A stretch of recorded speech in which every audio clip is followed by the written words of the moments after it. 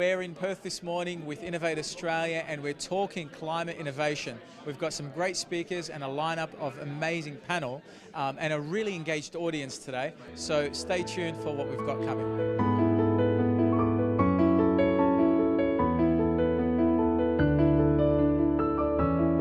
I'm the Executive Director of Climate Outcomes Foundation, and I was here really to talk a little bit about the foundation, which is an independent research not-for-profit, and we're focusing on how to position Australia to really benefit from climate outcomes, positive climate outcomes. And what we've realised is every scenario when we're looking at creating measurable climate outcomes has its own unique barriers. Some of them are predominantly legislative. Some of them are economical, some of them to do with, the detail in the supply chain. Some of them are psychological, right? It's about consumer buy-in. So we understand that at every point in every different aspect of this quite broad spectrum that we have to look into, each challenge is going to be unique. And what that means is we as an organisation need to be quite scalable, dynamic, agile, and there isn't going to be a cookie cutter solution. So we're going to focus in predominantly on the research and producing reports that, across industry can understand where things are at. And we're not funded by, like the big companies can be, cross-competitive agendas. It's predominantly what's going on, where are the barriers, and what are the simple actions that people, legislators, businesses can take to get past and actually benefit. If we're going to get an influx of new insight and information, we'll hold off to make sure that we get it as comprehensive as possible. For example, in the hemp sector, where planting is about October, harvesting is in January, so there could be some real important data that perhaps might be worth holding off and just doing some preliminary findings initially and having a final report at that point. What I'm really passionate about is trying to see how Climate Outcomes Foundation can sit so that the information is able to be actioned and that there is some measurable, accountability to the things that we say and to the situation that we're facing. And the best way to do that is to make it commercially viable, right? If there is money to be made, we don't usually have to worry about it happening. It's about pointing those things out. Where is the commercial opportunity here? And how is it going to have a measurable impact on the climate? Excellent. How can people find out more or look up the publication once it's done? Sure. Basically, we'll publish everything on the website as well as on social media. We're pretty being really conscious about carbon output, so we're not going to be printing anything on paper, but we'll make sure that it's readily available for free distribution on the internet. And what's the website people can go to? It's climateoutcomesfoundation.org.au. I'm here with Vanessa Rowland. She's the founder and CEO of Climate Clever. Vanessa, tell us what are you talking about today with regards to climate, and what is the clever innovations that you've created? Well, thank you very much. It's great to be here. I am talking today about our startup. It's called Climate Clever. It's an edtech startup. We've developed an app that's helping schools and the community to reduce their carbon footprint and save money on their utility bills. Excellent. And so how does this app track that, and how does it report back to the schools and homes? Yeah, so it's based on 3 modules: measure, audit and action. So the schools enter their utility bills from electricity, gas, water and waste. So it calculates their carbon footprint, but also it tracks their consumption, their costs, and they can compare themselves straight away to other schools.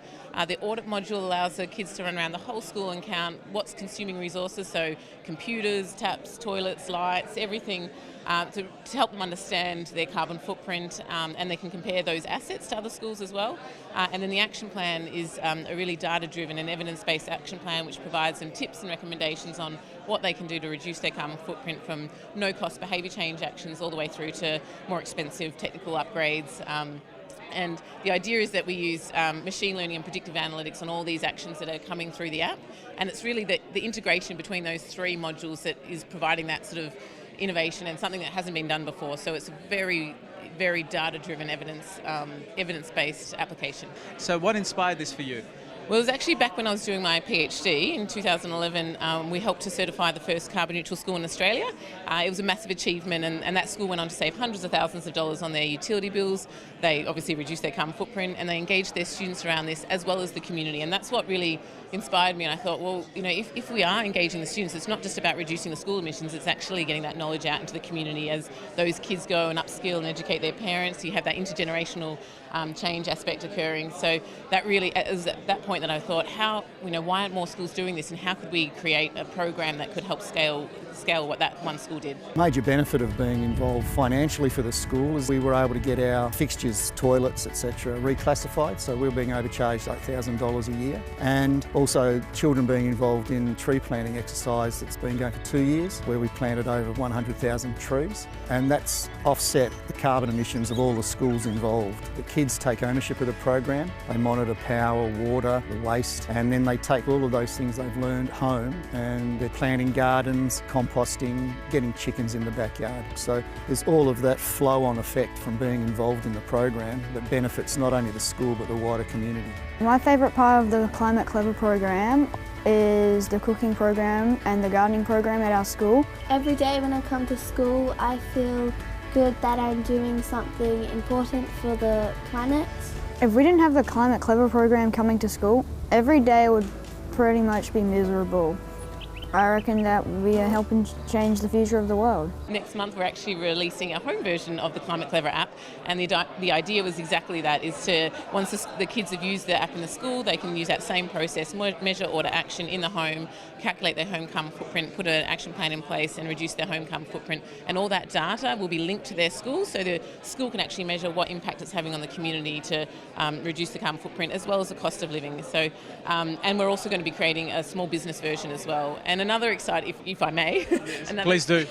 Another exciting thing that's just happened in the last couple of months is we won a Lottery West grant with a bunch of social service organisations led by Rise Network, and that grant is all about adapting our Climate Clever Schools app for the home, but specifically for lower income and households in financial crisis, to really help them reduce their utility bills. So much more focus on those utility bills, but something that everyone, I think, is feeling at the moment. Congratulations on an incredible innovation. Not only is this educating kids at school about something that's really important that will impact their future, but also the impact on people's households and the finances at home, that's really important these days because everybody's feeling that pinch.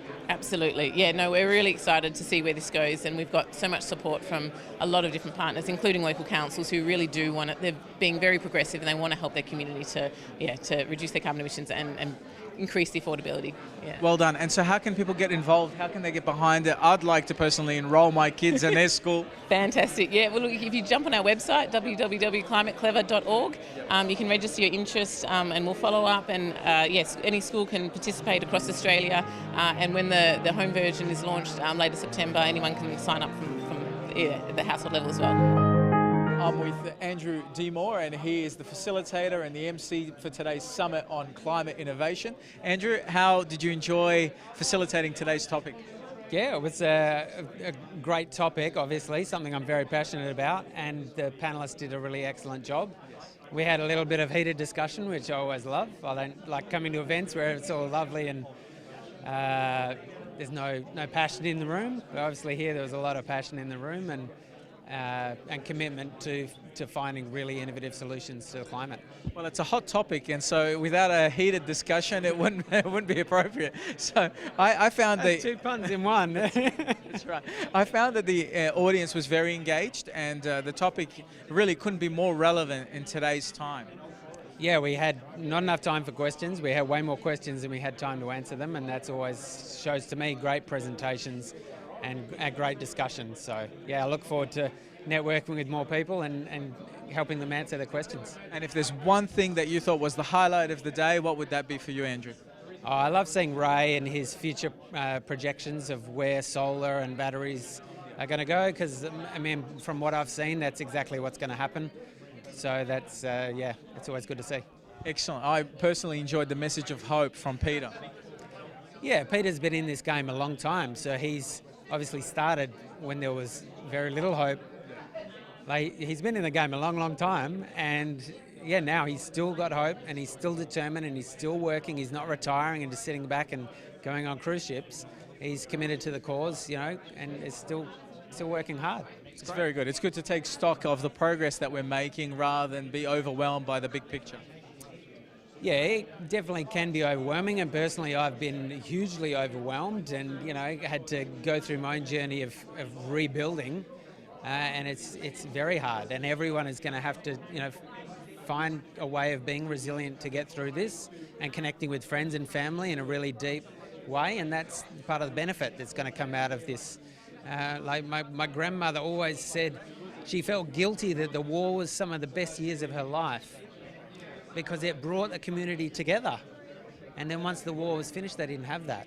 So for our generation, we were lucky not to go to war, but this is something we have to really fight hard for. Yeah, we can find a common cause to gain and work together and make sure we have a better future for our children together.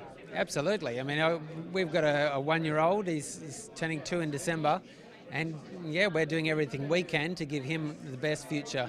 And some examples I was giving, the research around the world, how to split CO2 into carbon and oxygen. It's a very stable molecule, so it doesn't like to be split very much, but then actually there's some couple of universities in Australia actually doing recovering carbon in flake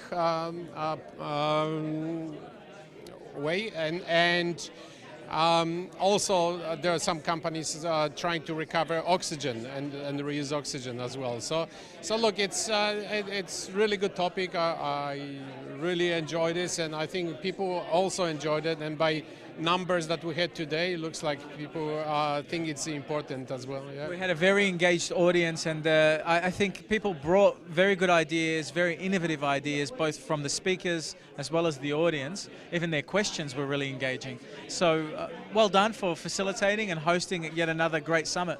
Yeah, thank you. I really appreciate it, and I'm really grateful to the speakers because we had such a variety. We had 6 speakers, and plus Andrew, who was our MC. Again, he's environmentalist as well, so it was really rich discussion. So thank you for doing this as well. That's all we have time for today at Innovate Australia with the Climate Innovation Summit. I'm Bas Tadros, and thank you, and we'll see you at the next summit.